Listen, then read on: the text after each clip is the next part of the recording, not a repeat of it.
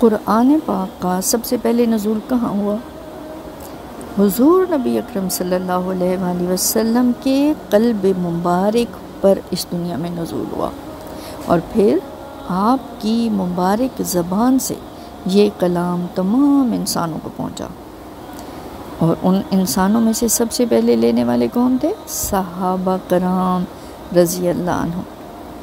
سب سے پہلے صحابہ کو قرآن پڑھ کر آپ سنا دیتے تھے کہ آج یہ آیات نازل ہوئیں، تو اللہ تعالیٰ نے جبرائیل سے حضور نبی اکرم صلی اللہ علیہ وآلہ وسلم اور آپ کے صحابہ کرام کو اس طرح سے یہ ایک سنہری زنجیر بنی، اور یہ بنتی ہے سنہری زنجیر۔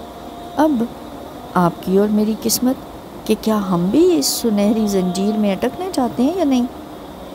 ہم سب اس قرآن پاک کو وصول کر کے آگے پہنچانا چاہتے ہیں، بتانا چاہتے ہیں، پھیلانا چاہتے ہیں یا نہیں؟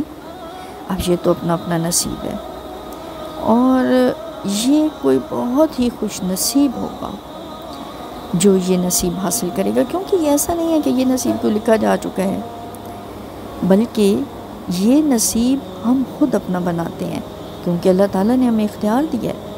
اللہ تعالیٰ نے ہمیں بتا کر اختیار دے دیا کہ جو چاہے مومن ہو جائے، جو چاہے کافر ہو جائے، تو چوائس تو اب میری اور آپ کی ہے، ہم اس کو کتنا وقت دینا چاہتے ہیں، کتنی اہمیت دینا چاہتے ہیں۔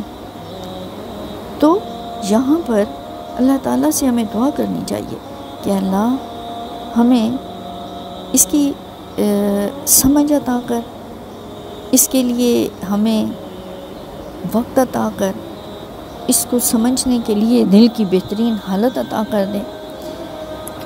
اے اللہ ہماری زندگیوں میں سب سے بہترین پریورٹی تیری رضا اور خوشی کے لیے تیرا کلام پاک پڑھنا، سمجھنا اور اس پر عمل کرنا رہے۔ اے اللہ ہمیں نصیب والوں میں شامل کر دے جو اس سنہری زنجیر میں اٹکتے جا رہے ہوں۔ آمین ثم آمین۔ اللہ ہمیں محبت و اشنائی قرآن نصیب فرما۔ آمین ثم آمین۔